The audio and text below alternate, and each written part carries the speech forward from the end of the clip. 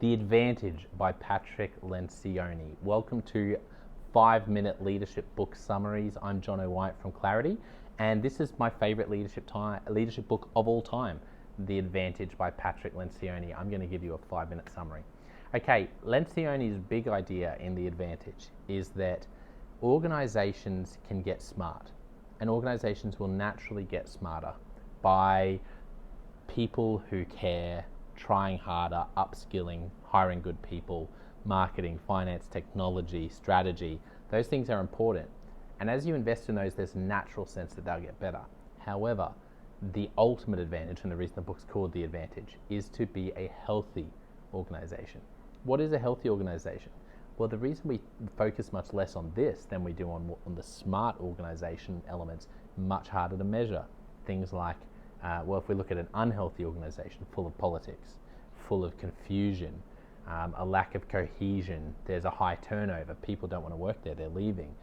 You have things like low morale, people don't enjoy working there, and low productivity. There's a sense that we're not being as effective or as efficient as we could be as an organization. So the ultimate advantage is to become a healthy organization. Patrick Lencioni outlines 4 disciplines that follow each other, step 1, 2, 3, and 4, in order to become a healthy organization. And so the first one is to build a cohesive leadership team. The second is to create clarity. The third is to over-communicate clarity.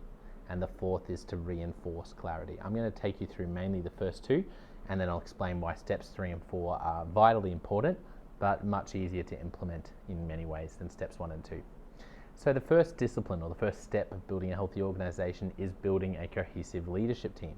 So Patrick Lencioni argues that if you don't have cohesion at the top in the leadership team, or the way I often explain it when I'm working with clients is, if you have this gap in the leadership team, by the time you get out there, it keeps widening and widening, so that on the ground you end up with these big chasms between divisions, departments, people. And so building a cohesive leadership team is foundational. It's vital to building a healthy organization. Lencioni has another book, a great book called The 5 Dysfunctions of a Team, that I haven't done a summary yet, but by the time you're watching this, hopefully I will have, that I'd highly recommend reading. The 5 Dysfunctions of a Team is really how to build a cohesive leadership team, and they build on top of each other. So the 5 dysfunctions, let's talk about them. Firstly, we have invulnerability. The idea that when you can't admit your mistakes, when you don't have a team where you feel comfortable saying what you really think and how you really feel, then you're creating all sorts of problems. And we'll get to the 5th dysfunction of a team, which is all about results. All of us want results, yeah? But the point is, if you can't be vulnerable in your team, then you're just not going to get the results. So invulnerability, we've got to overcome that. The second one is a fear of conflict. Healthy conflict is good. The third one is commitment, a lack of commitment. So our people aren't buying in. And I see this all the time with leaders. How do I get my people more bought in? Commitment. Accountability, the hardest one. This is the one that most teams find most challenging. How do I hold people accountable, not just for the issues that we disagree on, conflict, but for the behaviors? When I see an unhealthy behavior or an unhelpful behavior, how do I hold my team members accountable? It's hard work. Inattention to results. They're the 5 dysfunctions of a team.